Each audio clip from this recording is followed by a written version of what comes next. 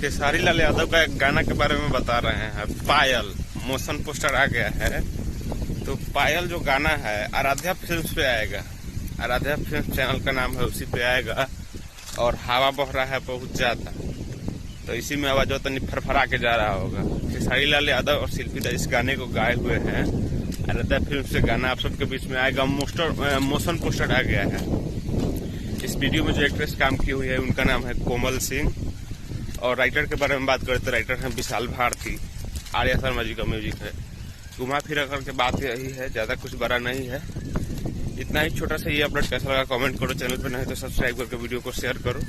पायल गाना का नाम है, फिर से बता दें कि पायल गाना का नाम है। खेसारी लाल शिल्पी राज गाए हुए है। तो अभी तनी काम में बिजी है, कटनी पिटनी का दिन चल रहा है, इसीलिए अब मिलते हैं नए वीडियो में। शायद कुछ जबरदस्त अपडेट लेकर, कुछ खास अपडेट लेकर। तब तक के लिए बाय। जय हिंद, जय भोजपुरी। आज चेवड़ में अभी घूम घूम के बना रहे हैं वीडियो, तो लोग देख रहे हैं। सूत उठ के भी आए हुए हैं। ठीक है, मिलते हैं, तब तक के लिए शेयर करो, लाइक करो, सब्सक्राइब करो।